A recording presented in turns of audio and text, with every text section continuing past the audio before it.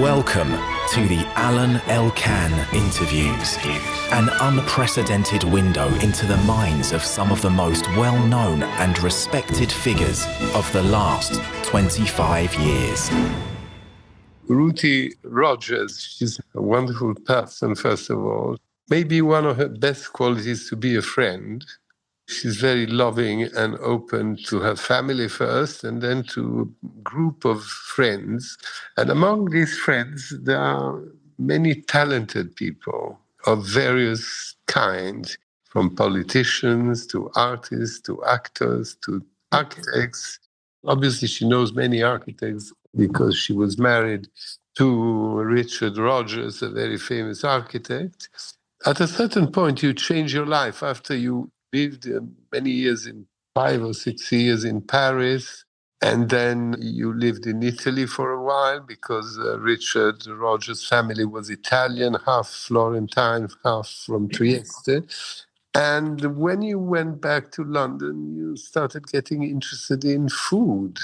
What happened? You met this extraordinary woman, Rose Gray, and together you decided to create this special place that is the River Café, which was created in 1987 and nowadays is still a legend, not only for Italian food, but for everything. I mean, if you go to London, you cannot miss the River Café, right? You have to go to the National Gallery, the Tate Gallery, and the River Café. Thank you very much, dear Alain, for coming to me and saying, let's do a podcast. And also for your kind words about the River Café and for me. You're a good friend. I love you and I'm happy to be here. I think really the trajectory of many things. I grew up in upstate New York in a small town, which became a very famous town because it was called Woodstock. Parents, were great friends with Philip Guston. There were artists, musicians always around us. And food was important in our house, but it was very much a vehicle, a way to gather around a table and to talk. My father was very political. He went to Spain for the Civil War. He was a doctor, your father. Yeah, my father was a doctor. My mother was a librarian. But food and people were always part of our lives. More people came to our house than we went to other people's houses. And I think that's always stayed with me. And then when I came to as part of the whole political movements in the 60s and Vietnam formed a lot of my culture. Skipping over, with Richard and I, big moment was, well, first of all, when I fell in love when I met him when I was 19. So I was very young. He was 15 years older. But the real moment for us was in the 70s when he won the competition with Renzo Piano to do the Pompidou Centre. And there you lived in Paris, which is one of the cities you loved most, right? I do. I love Paris. We lived in the Place de Vosges, beautiful. Those were the days when the Place de Vosges was even considered a slightly dangerous area. It wasn't quite as fashionable as it is now. We had a life of building this building. And I suppose Richard and Renzo, I had a baby there, and Richard and Renzo came home for lunch most days. And so it was a revelation to go to the market, to cook together. I would say, if you looked at the tabs in our checkbook, everything was spent on going out to restaurants, Richard and I ate, and we've traveled miles to try a new restaurant. And so I suppose when we came back from those 6 years in Paris, Richard wanted to really not move into an office building and have a floor of an architectural practice, but to have a community. He loved the idea of finding a place where there could be a community of people working together. And after quite a lot of work, we found these warehouses on the Thames in Hammersmith, right on the river. They were an oil depository, and so he tore down one so we could have a view. He had other people, architects, designers. There were frame makers. There were artists in a couple of the studios. And I was working in the office. I'm a graphic designer. And I was working in the office, editing books, doing exhibitions. We needed a place to eat. We were used to Paris, where you go down to a cafe. And Renzo, I think, had an accountant in Genoa who used to work in a cafe down below. as an office. So we wanted a place to eat. And so like a social center. a place where everybody in the community, over food, over a cup of coffee, like you do in European cultures, you meet in a cafe, you meet in a place to talk over food or over a brownie or a Campari or a glass of wine. So the idea was to have that. So after trying to find somebody else to do it, Rose and I'd known her for years. She was an artist who'd gone to college with Richard. And so we went and had a look at this teeny tiny little space and said, let's do it ourselves. And I was ready to do something new. I had 2 children. They're both in school. So we opened a place called the River Café. It had 9 tables. Rose made sandwiches and I made a pasta. And the next day I would make the pasta and she would make sandwiches. And so it started very, very small. It's only open for lunch. But very slowly, very organically, it grew.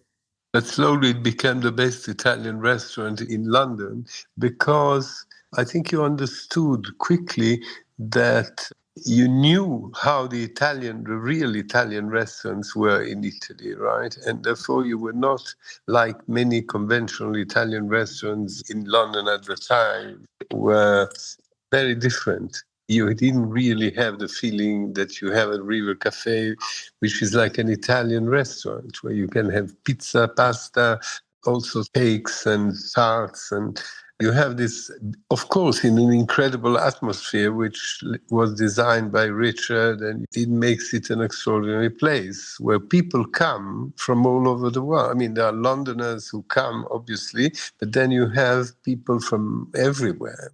And also, it's extremely difficult nowadays to find a table at the River Café. You have to book a long time in advance. Well, I always say the best time to book is sometimes the same day because you always have cancellations. You always have somebody moving, but it isn't that hard to get into. But I think my mother-in-law, Richard's mother, was born in Trieste, and she came here during the war with very little, of course, coming from a rather privileged family. And so she wanted to eat well, so she learned how to cook. And she was an incredible cook with an Italian tradition. And she taught all of Richard's friends and girlfriends how to cook. She influenced me enormously. And so I think what we realized was that having family in Florence, having a mother-in-law from Trieste, and having experience of being in Italy, how the restaurants in London did not reflect the kind of food that we cooked or we ate in Italy. And we went back to very regional, very simple food with really, really good ingredients. So we only had Italian wine and we cultivated relationships really in Italy, Chianti for the wine. But then we went down to Puglia and understood the cooking from Puglia. We went north to Piemonte for the wine and discovered the porcini and the polenta. That's how our roots really are in Italy. You are very famous for the choice of ingredients, right? I mean, you said somewhere in interviews that you're not very keen on celebrity chefs, right? What you are very keen on is the choice of the ingredients that you choose according to the season, according to where you are. This is very important in your philosophy of cooking, right? Yeah, also because I think that a kind of Italian cooking that we are influenced by, there are very few ingredients on a plate. And I love French food, but if you make a piece of fish with a beurre blanc or a very rich sauce, it kind of masks a bit the quality of the fish. It can, not that I'm saying it does very often, but for us, if you just serve a piece of grilled turbot or sea bass with a half a piece of lemon, salsa verde, the fish has to be the freshest fish. The lemon has to be the juiciest, most wonderful lemon. And the salsa verde can be fresh herbs and very, very good olive oil. So if you have very few ingredients, it's like a poem. It's like a piece of architecture or the interior of a house. If you have very spare, minimum structure, minimum poetry words in your poem, then those have to be chosen with great care. You were a very good friend of many talented people all over the world. Among these people, there is a very famous American artist, Ed Ruscha. And then you have another friend from California who is Johnny Ive. and then Heather Ives. And one day you were in California, and you went through Ed Ruscha's garden or orchard, because he has a great citrus orchard, and you had an inspiration. And this combination of great friends and the inspiration of the citrus orchard made possible the publishing and the writing of this beautiful object book, work of art that is Squeeze Me, published recently by Rizzoli. It's a book about lemon recipes and art together. I mean, you were able in a book to put together your craft, the cooking, and your recipes, 47, I think, recipes with lemons from the River Café, and the art of Ed Ruscha and the design of Johnny I. Tell me about this adventure, about this new book published by Rizzoli. Well, I'm a huge, huge admirer, always have been, even before he became a friend, of the work of Ed Ruscha. And when I did get to know him as a friend, I said, maybe one day you and I will do a book together, because if you see the work of Ed, you know that he's done books. He's always done books. He's done books that are very small. He's done larger ones, but they're very personal books. And I said, well, maybe we could do one. And then he had a retrospective at the Museum of Modern Art, so in New York. So he said, wait till that's finished. And then the retrospective went to Los Angeles, and he said, wait till that is finished. But then I showed up at his door a couple of years ago, maybe less, and said, okay, what about now? And we started talking. And then we went into he said, okay, I'll do a book with you if it should be small. I mean, not in size, but it should have not a big book, and one ingredient.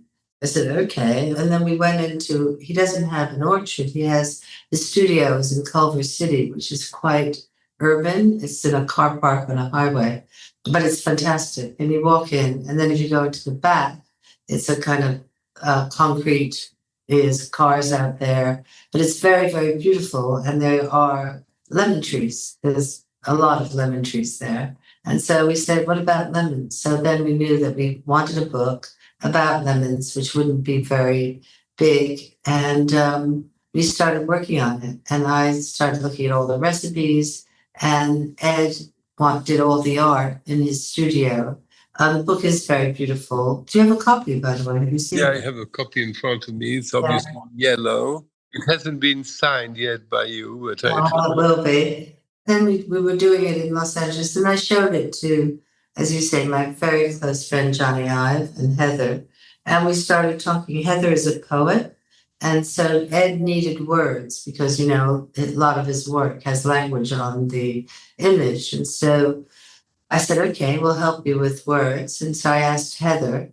Some of the words are there. There's a quote from Pablo Neruda. There's Oscar Wilde, Hemingway. A lot of them are written by Heather. And then Johnny agreed to do the graphic design from his office, Love From. So it really was a book of 4 really good friends, Heather Ive, Johnny Ive, Ed Ruscha, and myself as a collaboration. It was one of the least painful, easiest, and happiest books I've ever done. She said that lemon is not just a fruit, it is a mood. Yes. You say that lemon is a spice, an herb, as much as a fruit. So it combines all this together. And then in the book, there are 47 recipes, mostly of all the kind of risottos, of tarts and things you can make with, pastas and meats that you can cook with lemon. And there are also drinks, from limoncello to whiskey sour. And so all this is done with lemon, right? And it's interesting. And, this idea of one fruit, one thing, yellow lemon, the jacket of the book is yellow, everything is yellow in the book, yellow and blue somewhere. Is it a work of art? Well, that can be judged by other people. It's a book which has beautiful works of art by Ed. He did all the photography, and the blue that he has chosen as the background so that's a work of art to choose the blue. Is it that they found the poems and the writing? I think it's a beautiful book. I'm really proud of this book. When I hand it to somebody, I feel, take this book. And the fact that it's called Squeeze Me is kind of sexy and kind of fabulous. And I think that it's a book of joy. I think it has really good recipes. We try to do the recipes almost as captions, so they're quite small. So there's a lot of white on the page. So that gives Ed's work, and the way he's, every one of his images of the twist of the lemon is beautiful. And among all these 47 recipes on drinks and food, do you have something who is special to you? There are many. I've talked quite a lot about the lemon, the pork cooked in milk with lemon peel, because that is something that is so Northern Italian, and it has magic in the sense that if you squeeze lemon into milk, the milk curdles, and then that cooks and becomes a sauce. Again, just of two ingredients, the milk and the lemon. I always say that a recipe is half poetry and half science. And so the science part is the chemistry of what happens when you put a squeeze of lemon into the milk and cook it. And the poetry is just the deliciousness of the taste. I love the tagliatelle or the spaghetti with lemon, because I think that to me is about being in Amalfi. That's about in the summer being with my friend Johnny and Heather and sailing and stopping at Lo Scoglio or other restaurants and just you just give it a pasta with lemon and basil, and you think it's the most delicious thing you've ever had. And about the cakes, about the sweets? Yeah, well, I think there's an almond and lemon cake in here. I think with Italian food, I always say Italians have their cakes at breakfast and they have their ice cream walking down the street, and very often they have an espresso for dessert. Well, we have cakes, but I love a cake in the morning. I love to have a coffee and a piece of dry cake. And so I think the cakes that we have here are possible to eat at the end of the meal after it's very Italian, or to have at the beginning of the day with a cappuccino. I love the lemon sorbet, been taught to me by my mother-in-law how to make a really good lemon sorbet. And of course, we all love a dry martini, don't we? What could be nicer than a dry martini with a twist? Is it interesting for you, you wrote several books of cooking? You will have another book. 13. We've written 13 books. We can say that there is another book coming 13 out. books. You did this incredible podcasts yourself with very well-known people, actors, famous architects, and politicians and movie directors like Coppola. You will have a book coming out with Simon and Schuster soon, in which you ask to people which is their favorite recipe, or you talk about food or what they do. But there is another thing which is interesting, that instead you interviewing them, for instance, there is a YouTube or podcast where the famous architect Chipperfield is interviewing you. I went to David Chipperfield was a great architect, and he has a studio and a foundation in Galicia in Spain. And so I went and spent a few days there looking at the markets, looking at the architecture, going to really into the cooking of the region. We did a talk together, and he interviewed me and I interviewed him. At the time when you started the River Café in 1987, up to today, there has been a lot of change in people's tastes. People probably always loved food, but now there is a great attention to food. I mean, people like to talk about food. They like to go to try restaurants. I mean, the food and the people, the cooks, or the chefs, so people like you are more and more celebrities, because people like that a lot. And it's quite an important thing in this world, in the world of today. Yeah, I think the culture of food has really changed a lot. I think that people travel more, and if you travel more, then you discover food of other countries. Very often somebody comes back from a country, the first question sometimes isn't what did you see? It can be, what did you eat? Did you discover a new restaurant? Because also I think food tells you about a culture. If you arrive in a city and you go to the market, it tells you about Venice. If you go to the market, it tells you about the fish. It tells you about, how the way people shop. Do they shout? Do they quiet? And I think restaurants have changed as well. So that used to be either you went to a very fancy restaurant and ate very well, or you went to a very informal restaurant and it was fun, but you maybe didn't have good food. Now I think, restaurants are really reevaluating the way people want to eat. They want to eat with their friends and their children. They want to see the food being cooked. So you have an open kitchen. People want to experiment. They ask questions. So I think food, for me, and the reason I did my podcast was during COVID. If you talk about food and memory, it tells you something about the person through food. Someone said, you said, did your mother cook? Did your father cook? Did you all sit around the table after school? A lot of the people I've interviewed grew up in poverty. So they discovered food when they were successful. So they see food as a measure of their success. The first time Paul McCartney didn't have to look at the price before he ordered a glass of wine. Tracy Emin, an artist, remembers coming to London and, really struggling with how she could eat. And so everybody has experienced memories. A lot of immigrants talk about the food of their grandmothers because very often the mothers adapt and the grandmothers retain the cooking of their country of birth. It's like music, I can remember what I was wearing and where I was sitting, when I heard a certain piece of music. And it's the same, I think, very often with food. It brings back very strong memories. How much do you cook yourself?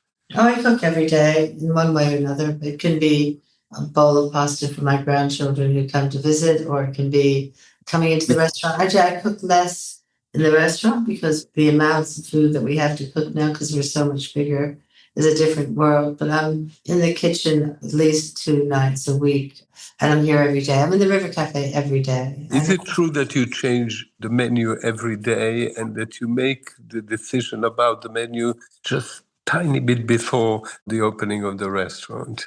Well, we've always, since the beginning, what we do is we come in, the chef comes in, if it's in the morning for lunch, we sit down, rather like you would do in your house, and we go in the kitchen and we see the list of what vegetables, what fruits are in the fridge. We go and have a look and see how the tomatoes are. We see how all the greens, we see what meats have been ordered, what fish has arrived.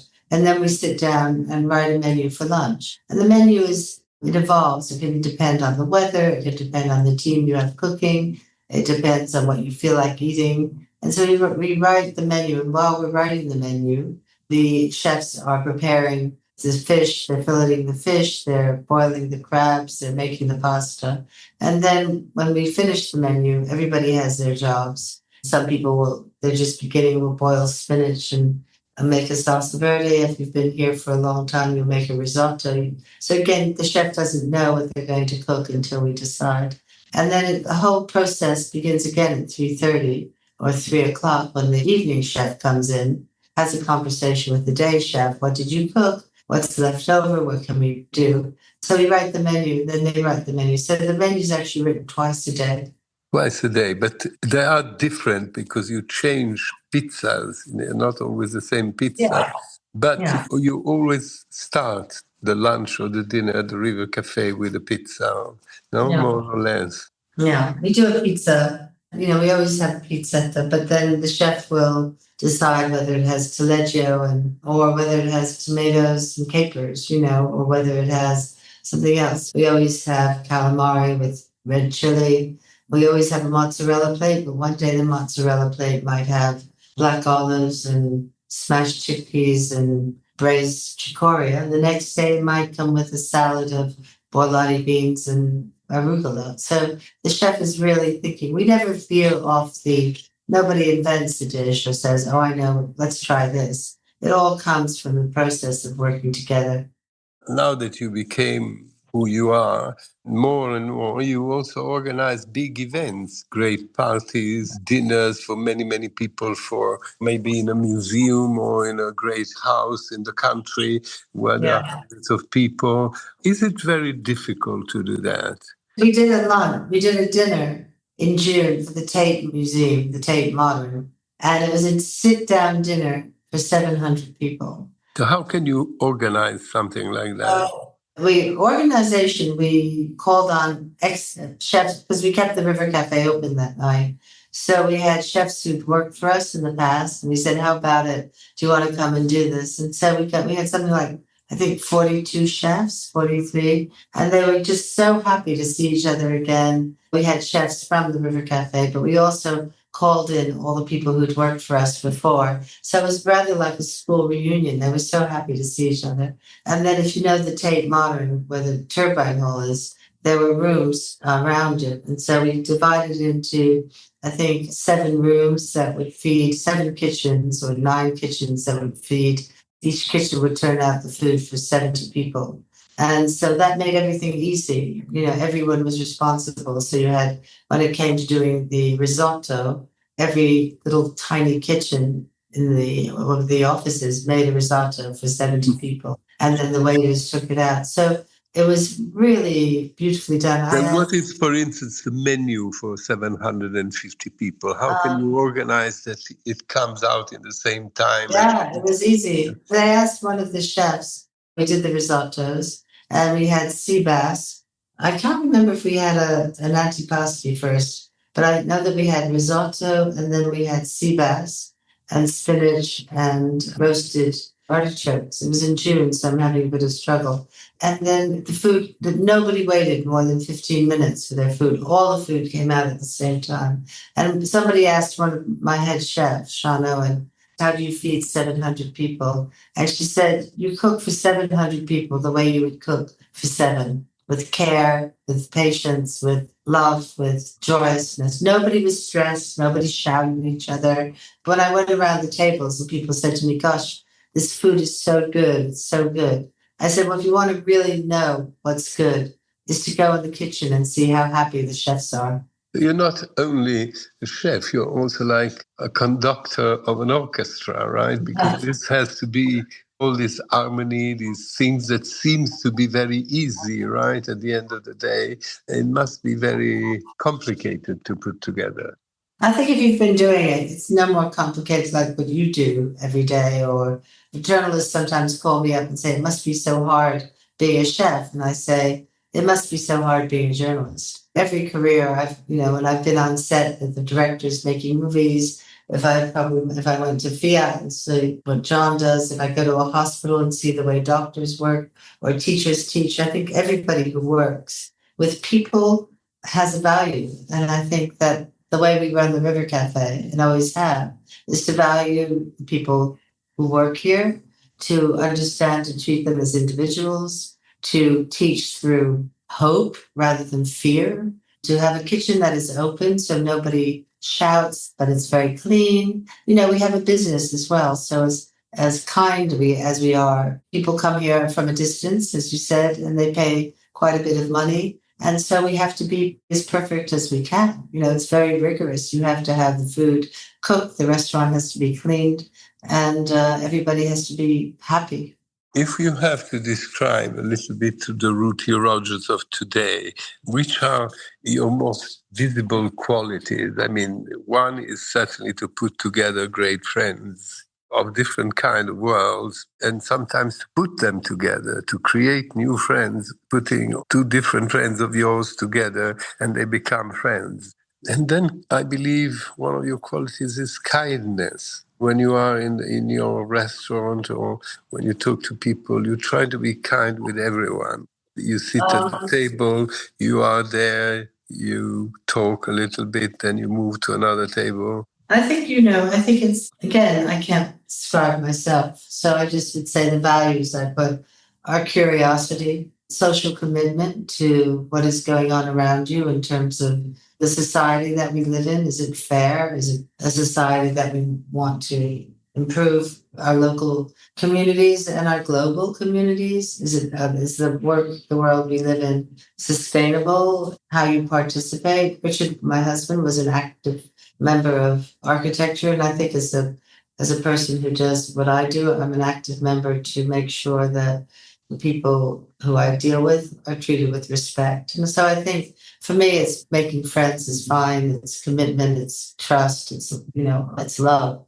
Friends are very important. But I would also say that, society and the world, especially the world we're living now, which is so divisive and so cruel to so many people, has to be made better however we can. And we have to oppose what we don't think is right, and how we form an opposition to what we think is going on and is unfair. It's not who we are. As an American, I feel very strongly that right now, what's going on in my country is not who we are. We don't put people on airplanes, and we don't take vaccines away from babies. And I know I'm being political, but I think if we're not political, we're ignoring. You're political because you come from a political education also. No, I'm political You've been because all your life in politics. No, it isn't. No, it isn't inherited. I think it's something that you see or you don't see. And so I think that obviously my parents were one way, but I know many people who have their political values in opposition to the world they grew up in. So I think how you form them is not very relevant. It's what you try and do. And that's very, very important to me. You said that you are an American. You have a lot of American friends. You are close to the American ambassadors, politicians, and things like this. But you made a long part of your life in England. You are a life peer, a baroness. You had all the distinctions. How is it to be an American in England? I mean, you never thought to go back to your country, or you became more English? I'd like to think that, we're all citizens of the world. I'm not, nationalistic in that sense, and I think that I lived in Britain because I fell in love. This is where we decided to live. And I go back to the United States, but I also go to Italy, and I also go to Marrakesh. And I feel that your identity can be your religion, it can be your nationality, it can be your city, it can be your race. For me, I think it's really just who we are as people. And I love being in New York. I love being in London. I really love being in Paris. So I think when you say Paris, you have a special smile. You have a special love for France. I mean, I know that you're also skiing a lot in Courchevel in France. I gravitate to Italy. I gravitate to France. Paris for me is very strong memories of being there with Richard and Renzo and the team. Pompidou, as I said, I had a child born there. When I go to Paris, I feel in a way I'm going home as well. But I feel the same, about the Val d'Orcia, where we just go every summer. And I just was in New York last week. So it's all about the people. For me, a lot of my identity in terms of being a citizen is to do where my children live and where I work, So my restaurant, my work is in London, and my home is in London. My children are all in London. So, and my friends, it's a strong link. Altogether, are you a happy woman? I am, yeah. I'm really lucky. I'm really happy. Yes, I am. You have a good time, even if the world is so confused. And I wake up every morning. I do think we're in a really terrible. I'm hopeful. I live with hope that we can make it better. I live with hope that it will get better, and that what we can do to make it better. So happy, sad. I don't know how those words fit in. But every day is a different day, and I'm supported by great people. And after all, good food is something that makes people happy, right? I do think it does. I think feeding people well. I mean, it is shocking and appalling to talk about food poverty, about children who don't have enough food, who don't come home to the kind of food that we eat or serve or my grandchildren eat. But there is huge inequality in that. But I think, I always want somebody to come to the River Café and leave happier than they arrived. Somebody can sit down and have a meal and have good food and be with a friend or family and leave feeling good. That gives me great pleasure. So in a way, it is a habit and an experience together, right? To be at the River Café. Well, I hope so. Thank you very much, Ruthie. We wish you love, success, and thank you to be with us today. Alain Elkann interviews.